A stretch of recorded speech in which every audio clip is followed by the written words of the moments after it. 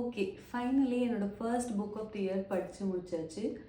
Who moved my cheese. இப்போ recent டேஸில் book படிக்க ஆரம்பிக்கிறேன், பட் ஃபுல்லாக என்னால் கம்ப்ளீட் பண்ண முடியல. ஏன்னு தெரியல. So I choose the small book. So குட்டியாக இருந்தால் சீக்கிரமாக படிச்சிடலான்னு நினச்சி இதை எடுத்தேன்.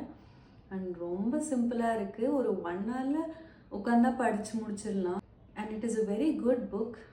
ஜஸ்ட் ஒரு 4 கேரக்டர்ஸ் வச்சு ரொம்ப சிம்பிளான ஸ்டோரி, பட் நம்ம ரொம்ப ஈஸியாக ரிலேட் பண்ணிக்கிற மாதிரி இருக்கும். அந்த 4 கேரக்டர்ஸில் நம்ம ஏதாவது ஒரு கேரக்டராக இருப்போம். ஸோ எப்படி சேஞ்சஸ் லைஃப்பில் ஹேண்டில் பண்ணணும் அந்த மாதிரி ஒரு சிம்பிள் திங்கை ரொம்ப அழகாக சொல்லியிருப்பாங்க.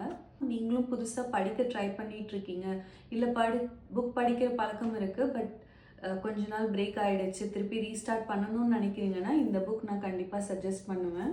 அண்ட் ஆல்சோ நீங்கள் பிஸ்னஸ் பண்ணுறவங்களா இருக்கலாம், இல்லை கெரியரில் இன்னொரு லெவல் போகணும் அந்த மாதிரி இருக்கலாம், இல்லை லைஃப்பில் ஏதாவது ஒரு சேஞ்சஸ் கோ த்ரூ பண்ணிகிட்ருக்கீங்கன்னா இந்த புக் ரொம்பவே யூஸ்ஃபுல்லாக இருக்கும்.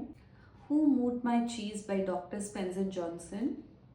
So I recommend this book. படிக்கணும்னு ஆசைப்படுறீங்கன்னா படிங்க. ஓகே, இதுலேருந்து ஒரு சின்ன கோட் மட்டும் படிக்கிறேன். If you to not change you can become extinct.